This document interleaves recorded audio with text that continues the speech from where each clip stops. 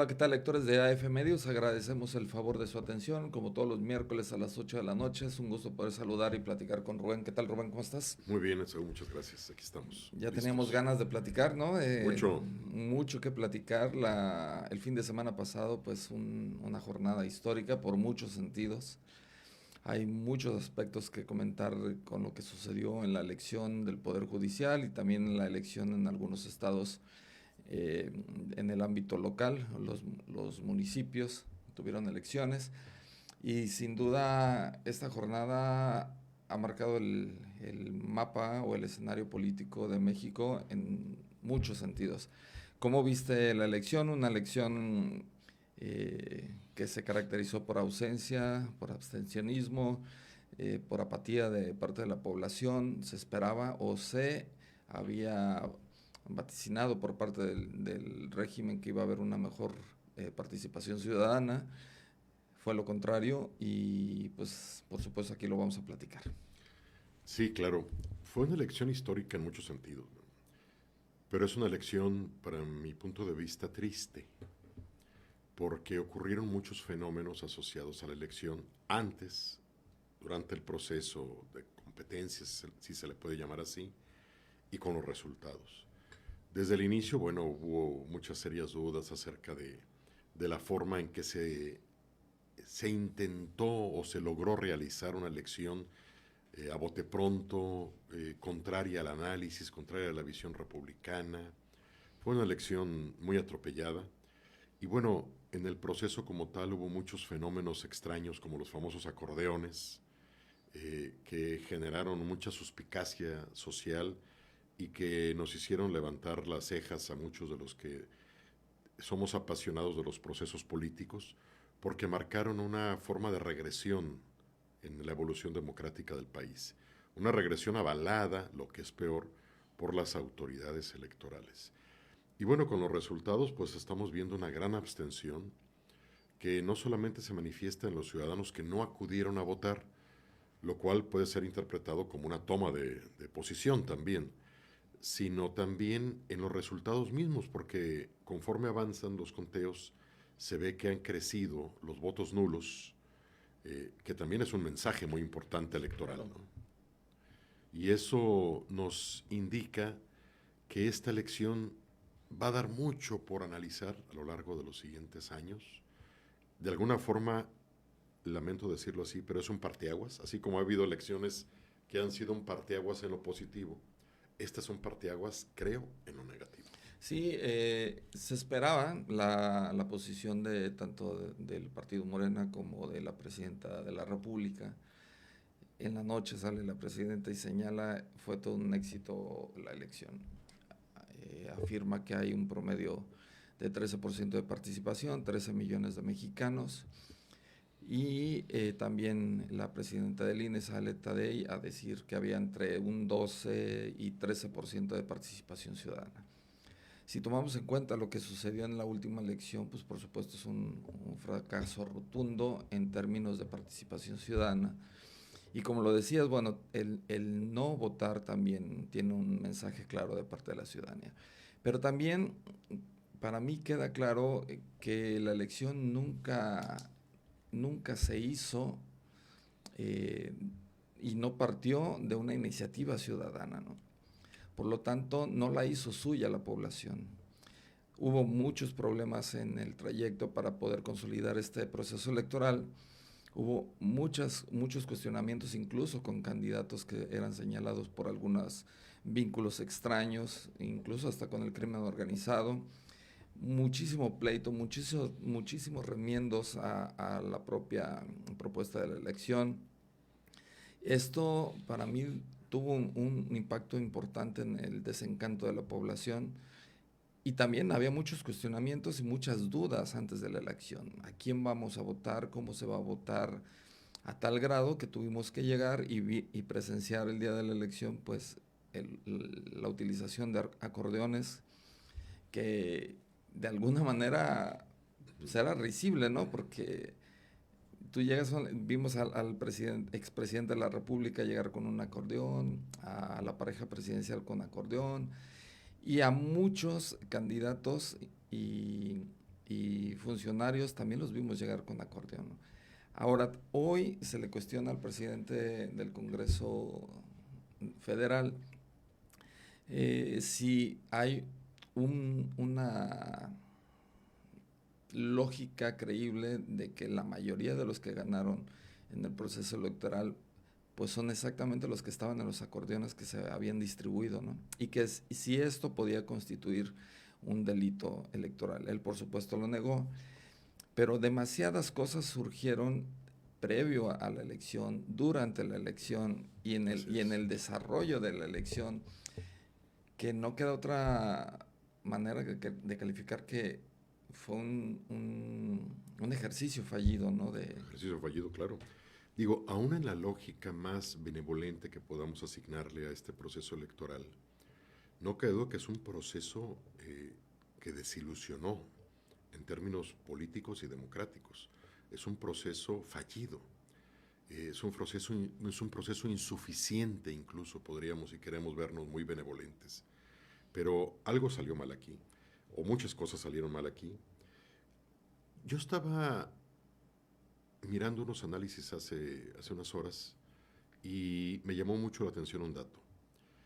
Cuando Morena registró su programa de acción y su plataforma electoral, etcétera, etcétera, en años recientes, nunca aparece la reforma judicial como un proceso, sí, claro, como una política que ellos querían impulsar. Es decir, no fue una iniciativa ciudadana, como tú bien lo señalas, pero tampoco fue una iniciativa partidista. claro. O sea, esto nace simple y sencillamente de una propuesta presidencial. De una Única. sola persona, Exacto, de Andrés Manuel. de una sola persona. Que su sucesora, la presidenta actual, la impulsó también. Y se dijo en un recurso retórico bastante equivocado a mi juicio, que la sociedad lo había exigido porque, bueno, si la presidenta lo había mencionado alguna vez en campaña y la sociedad había votado por ella, entonces la sociedad estaba de acuerdo. Claro. Pero bueno, eso es un argumento bastante técnicamente deficiente.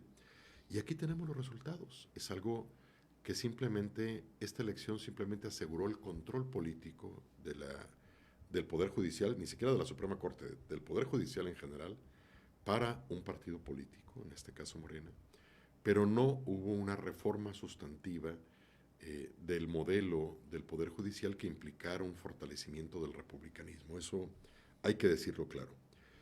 Llama mucho la atención también, Esaú, que quienes ganaron, por ejemplo, me pongo a pensar en los perfiles de las mujeres que ahorita van a integrar la Suprema Corte como ministras, son los perfiles que han sido los más cuestionados en los últimos años en esas posiciones.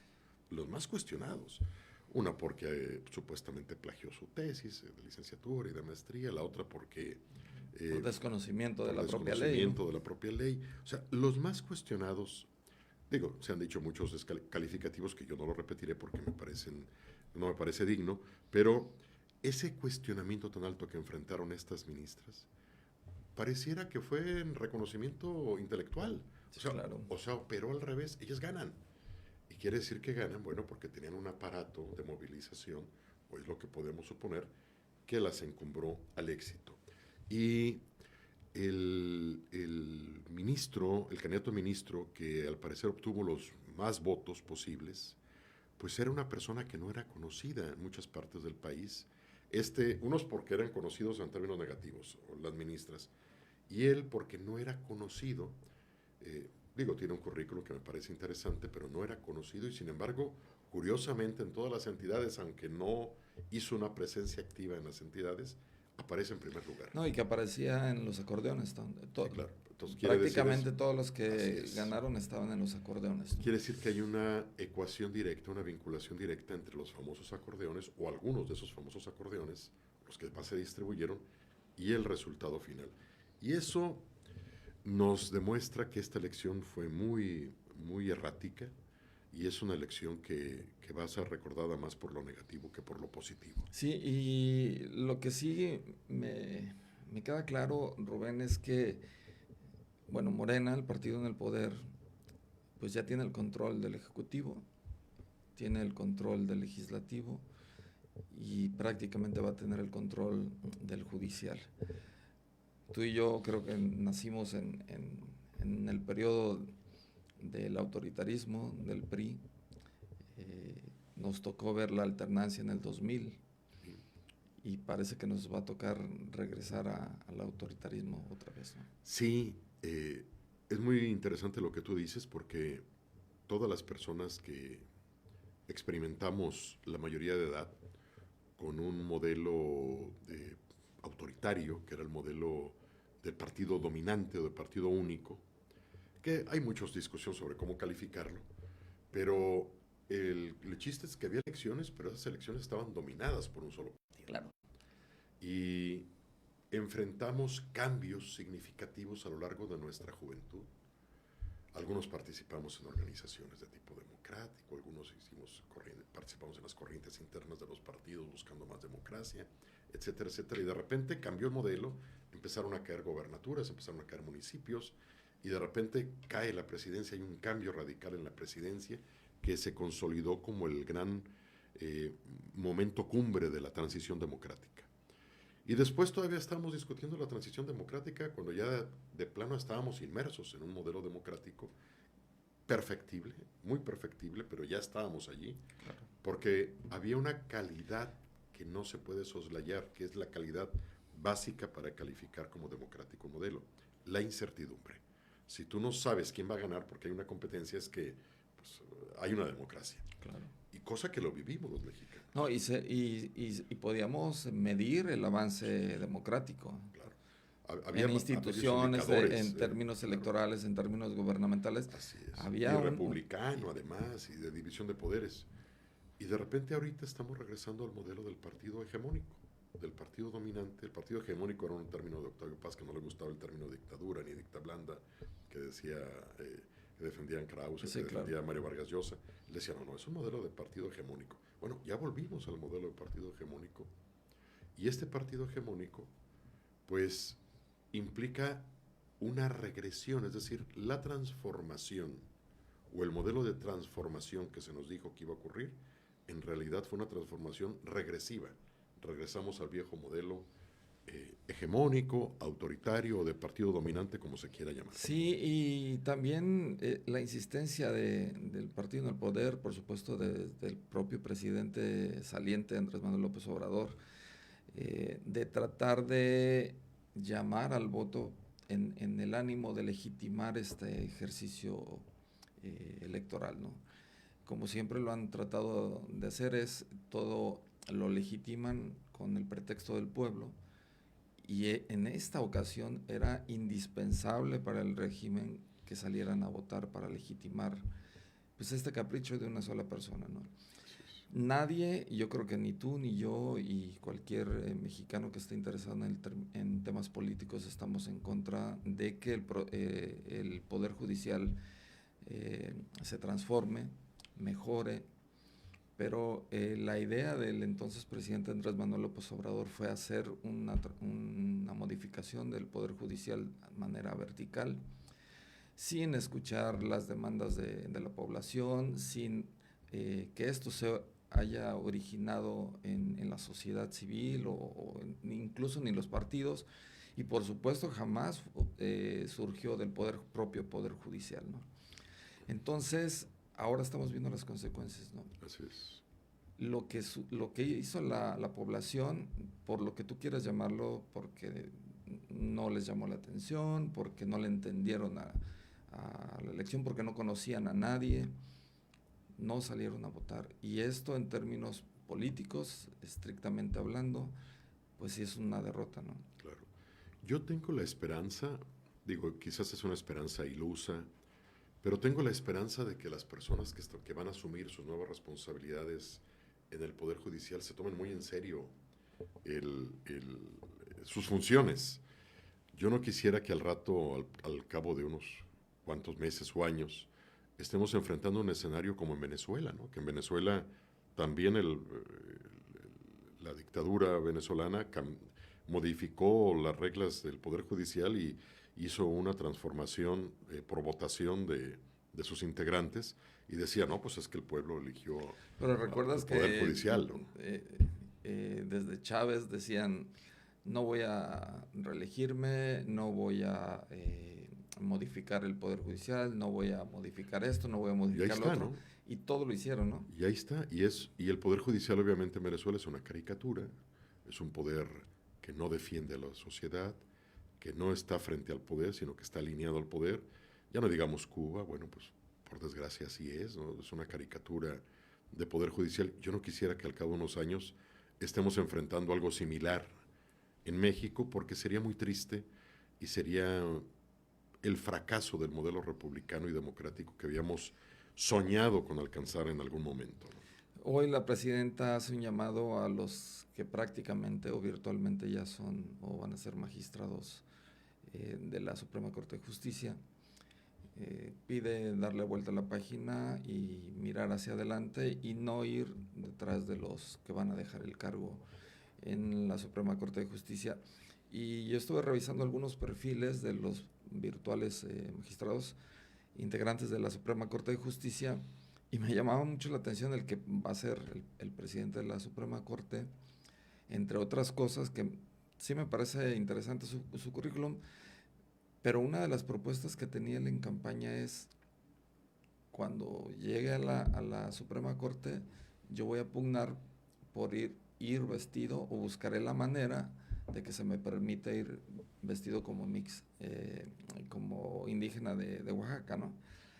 Eh, yo esperaría que una de sus propuestas tuviera que ver con el Algo de ejercicio del fondo, ¿no? derecho, ¿no? Algo de fondo, claro. Pero su propuesta era cómo ir vestido a la Suprema Corte de Justicia. Entonces, digo, seguramente tiene capacidad, no lo dudo, pero yo quisiera haber analizado algunos aspectos más de fondo de sus propuestas, Claro. ¿no? Fíjate, Saúl, que no recuerdo el teórico en el que lo leí, que lo suscribe, pero yo recuerdo, no sé si fue Linz o alguien, que estos teóricos de la democracia hablaban de que en una etapa muy rudimentaria de la evolución democrática social había una etapa conocida como la edad de los farsantes, la edad ligera, inclusive algunos los llamaban la edad de los payasos, que son candidatos que promueven cosas jocosas, hilarantes, divertidas,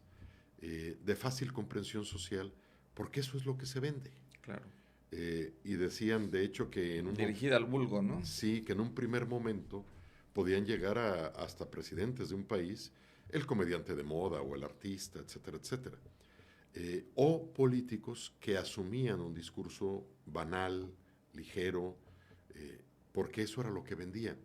Y a mí me da mucha tristeza ver propuestas como esa, porque creo que es una propuesta baladí, es una propuesta sin importancia. Digo, el hecho de que este abogado vaya vestido como quiera, pues no debería ser un motivo de debate en ningún lugar del mundo. Puede ir, Porque además ante la ley somos iguales y no tiene nada que ver claro, que pues, tu origen, ¿no? O sea, que vaya como él lo guste, pero nos hubiera gustado ver otras cosas más profundas. Ahora, el nuevo, todo parece indicar que va a ser el presidente porque es el que obtuvo la mayor votación, pero hay un debate al respecto, porque al parecer la reforma fue tan rápida que quedó mal hecha y quedaron dos opciones de selección de la exacto, presidencia de la exacto. Corte. Y hay un debate ahí que hay unos que dicen que no va a ser y otros que dicen que sí va a ser. Que bueno, a ver cómo se resuelve también eso. Sí, ahorita que mencionas lo de esta etapa donde incluso hasta cómicos o comediantes pueden ser presidentes de la República, bueno, ya le pasó a un país, a Ucrania, su presidente era un cómico, ¿no? Sí, sí. Antes de ser presidente se dedicaba a la comedia, ¿no? Sí, vaya, y podemos ver muchas cosas así, ¿no?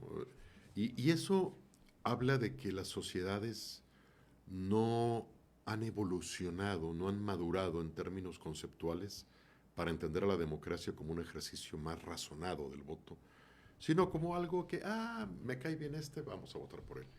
Lo cual creo que todavía lo estamos arrastrando en muchos países y creo que en México seguimos así.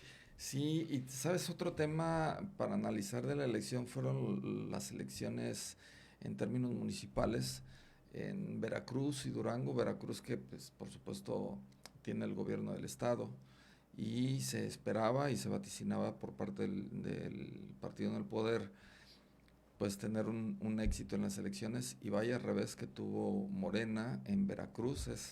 es de llamar la atención lo que pasó ahí. Claro, en Durango y en Veracruz, ¿verdad? Durango y Veracruz, y pues Morena perdió 45 municipios. Así es. Digo, obviamente son muchísimos municipios en Veracruz, pero lo que sucedió ahí, y el gran ganador en Veracruz, pues Movimiento Ciudadano, ¿no? Tuvo un crecimiento exponencial derivado de lo que platicábamos antes de entrar al programa, pues están buscando otras opciones, ¿no? Sí, claro, y me parece que la sociedad está buscando otras opciones y en este caso una opción un poco más fresca que lo que estaba ofreciendo ahí el PAN y el PRI locales y la está encontrando en Movimiento Ciudadano. Además habrá que recordar que el fundador de Movimiento Ciudadano es veracruzano y fue gobernador de Veracruz, Dante Delgado.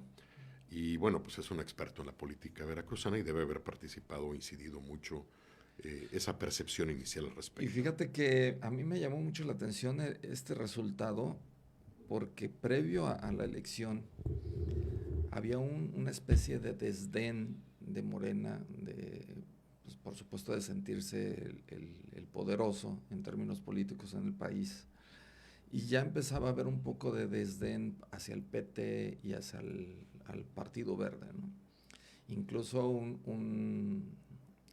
una señal importante de esto era que Noroña, presidente del Senado, se había afiliado a Morena y había dejado PT, ¿no? Así es. Entonces, lo cual le hizo un favor al PT, sí, me da la impresión. Sí, nuestro villano favorito. Sí, un gran favor le hizo al Partido del Trabajo, ¿no? Pero para mí ya era como un indicio de que empezaba ese desdén para el PT, incluso a deslindarse en las próximas elecciones de partidos satélites, porque se sentían poderosos. Bueno, lo que sucede en Veracruz, Morena rompe con el PT y pierde 45 municipios. Claro, pues sí. Y con el PBM, que se queda con el Partido Verde, solamente va a poder tener el 31.9% de gobiernos, ¿no? Claro. Entonces... Perdieron eficacia por la rivalidad partidista, por el desdén hacia los aliados, ¿no? Ahora, si lo trasladamos a Colima, Rubén, hace 2 semanas, Virgilio, presidente de Morena, del Partido Verde en Colima, y también el legislador federal, hace el amague, ¿no? De aquí estoy, hace una campaña de afiliación y demás. Y todos piensan, bueno, se está adelantando. Y con esto que sucede con el Verde y con el PT a nivel Veracruz, Durango, pues vaya que subieron sus bonos, ¿no? O sea, claro. Ya el partido, ya Morena sabe que tiene que negociar con el Partido Verde y con el PT, y eso va a ser la tónica a nivel nacional para el 2027. ¿Cómo se reconfigura estos bonos para los partidos en lo local y en lo nacional, no? Es cierto eso, nomás que yo también quisiera añadir otro elemento de análisis. Todos los partidos en el poder experimentan una erosión. Y esa erosión surge sobre todo en los ámbitos locales, porque es donde se perciben más claramente las deficiencias y los problemas. Y yo creo que ya empezó la erosión del partido en el poder, porque es como una gota de agua, lo hemos comentado aquí, se va acumulando las decepciones, las desilusiones, hasta que de repente se expresan en términos electorales. Ahorita todavía manifestaban mucha fuerza política electoral, pero de repente empiezan a aparecer estas señales de una erosión que quiere decir que algo no está cuajando adecuadamente, ¿no? Y bueno, yo creo, lo que más me llamó la atención de este acontecimiento, Esaú, no fueron tanto los resultados, que si bien eran muy interesantes, lo que más me llamó la atención fue algo que vi, que fue la presidenta Claudia Sheinbaum en su mañaneras cotidiana, defendiendo los resultados de Morena en estos 2 estados. Estaba diciendo, no es cierto, no hubo un retroceso, y lo puso a gráficas. Ahora tuvimos más votos que la oposición. Tuvimos más votos, ahora vamos a gobernar más personas. Sí perdimos municipios, pero vamos a gobernar a más personas, y aquí está la gráfica. Yo me quedé realmente con la boca abierta cuando vi estas declaraciones de la presidenta. Si esto lo hubiera hecho un presidente priista, defendiendo resultados electorales de su partido, o un presidente panista, hubiera sido un escándalo internacional. O sea, una presidenta en este caso, no puede asumir un discurso partidista. Pues no. O sea, digo, cuando menos en México no, porque estamos muy ciscados precisamente por la... Bueno, estamos cansados. Estamos de la identidad poder con filiación partidista. Y entonces se exige una presidencia que sea para todos los mexicanos. Sí, lo que pasó el día siguiente, el lunes, pues ella se erigió como líder del partido. Como líder de partido. Digo, yo entiendo que sea una personalidad importante en su partido, con mucha influencia, pero no es para que lo asuma, porque si yo como presidente de la República digo, qué bueno que, miren, ganamos aquí y no es cierto, lo que estoy haciendo es denigrando a los que votaron por otras opciones, porque estoy asumiendo una posición partidista, para eso son los partidos, parten a la sociedad. Si la presidenta asume este papel, quiere decir que ya no es presidenta, es líder política de un partido, de una corriente, y eso es donde no me cuadra, me parece como que algo no está bien, está fuera de lugar. Sí, y volviendo al tema que decías que se estaba viendo un desquebrajamiento o indicios en el partido del poder, pero eso es consecuencia de concentrar tanto poder, bueno. Claro, claro. Concentras todo el poder, todos los errores también son tuyos, ¿no? Claro. Esta elección y lo que sucede en Veracruz y Durango deja un mal sabor de boca para la presidencia de Morena. Y para el presidente de organización electoral de Morena también, que es Andrés Manuel López Beltrán, ¿no?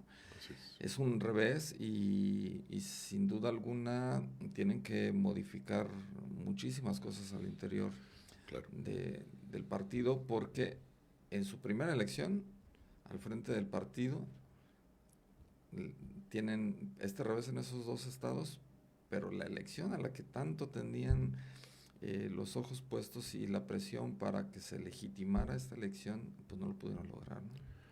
Sí, claro, y bueno, yo te podría decir que esto es algo lógico, porque bueno, este personaje, hijo del expresidente Andrés Manuel López Obrador, no tiene experiencia partidista.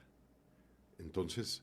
Y está en organización electoral, ¿no? Está haciendo, sí, obviamente porque es hijo de quién es.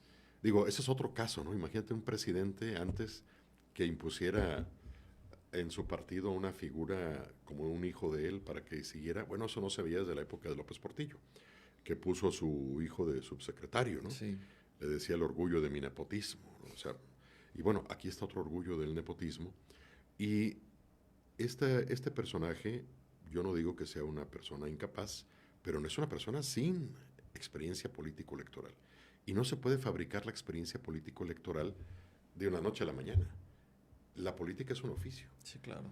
Decía Robert Greene que la maestría en un oficio se adquiere mínimo con 10 años de dedicación absoluta a ese oficio. Sí. Y este personaje pues no tiene nada de esos años, ¿no? Simplemente lo pusieron allí y pues aquí están los resultados de ese proceso.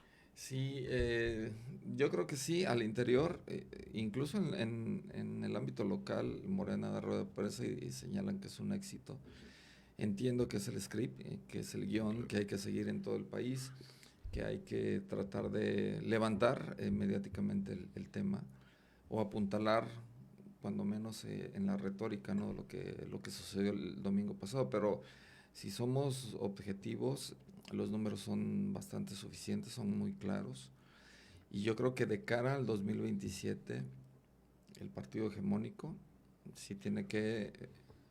va a enfrentar algunos retos importantes. Desafortunadamente el tema de Colima, a lo mejor no pasan muchos problemas porque la oposición está desdibujada en Colima. Bueno, está desdibujada en Colima y en el país, pero en Colima dramáticamente desdibujada. Dramáticamente, ¿no? O sea, sucedió hace días el paro técnico de policías estatales.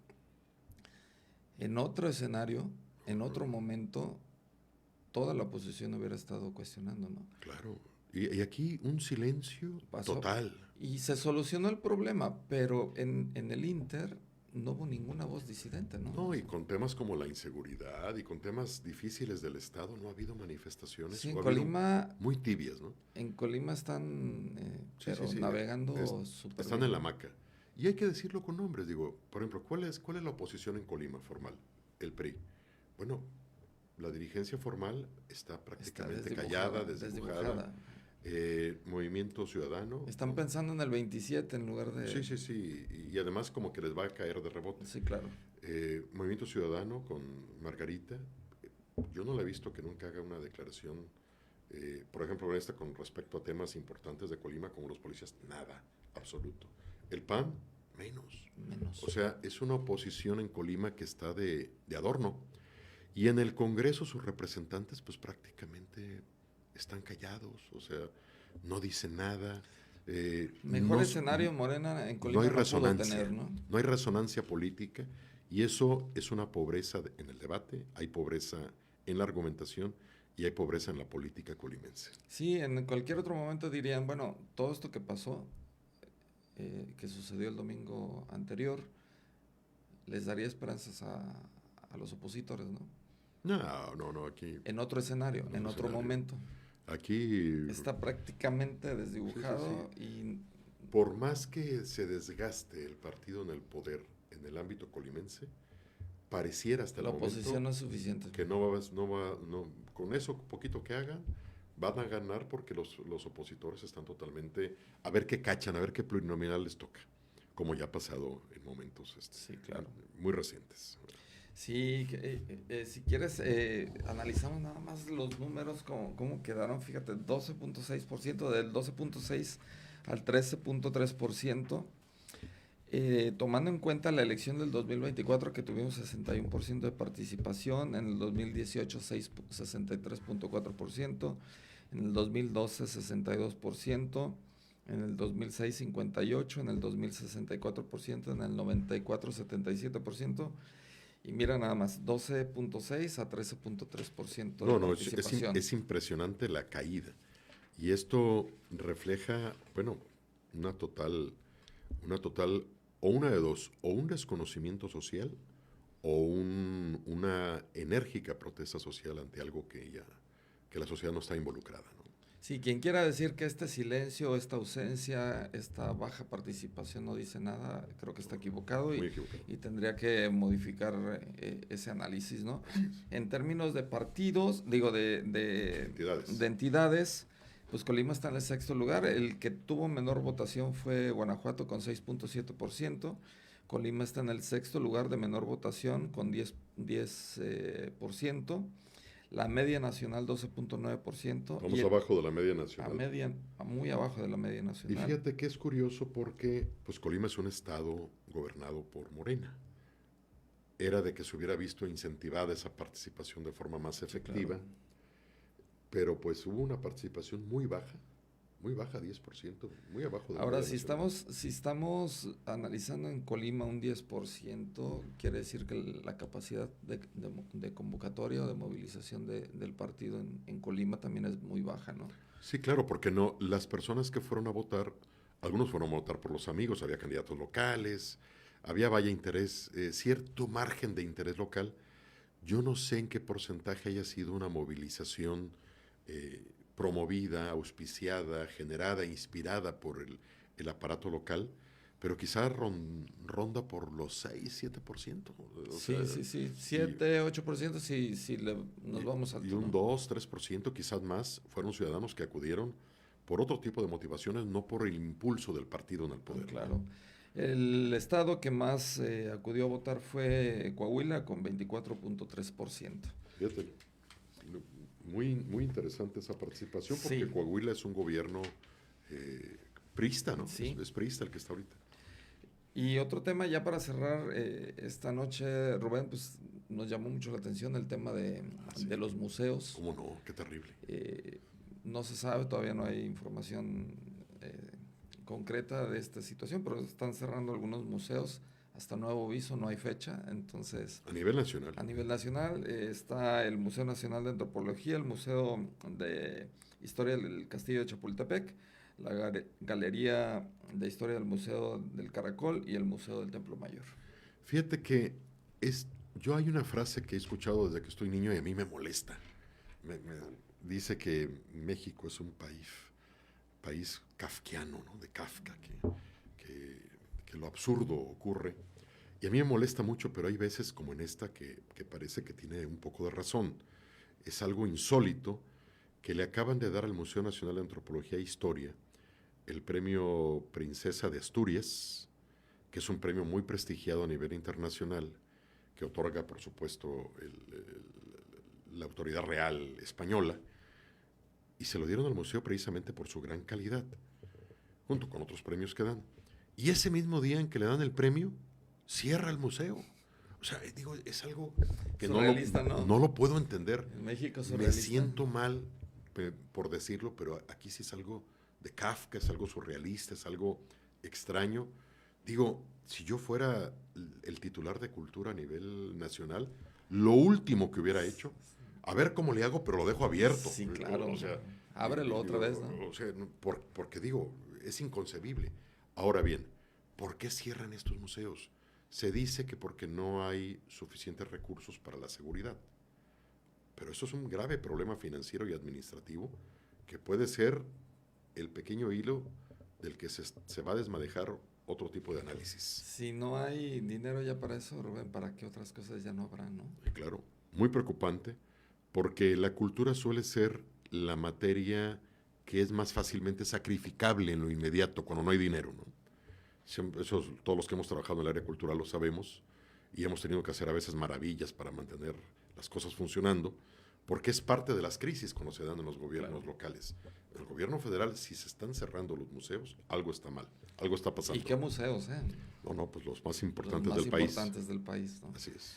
Pues seguramente tendremos más que analizar la próxima semana, Rubén, en términos políticos, electorales y por supuesto de gobierno. Así es. Viene yo creo que unos 3 meses de intensa información en términos políticos, y una vez también que los ahora electos ministros pues puedan tomar posesión.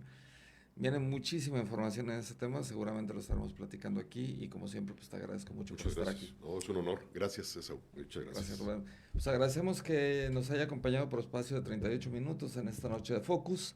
Por supuesto, nos vemos el próximo miércoles.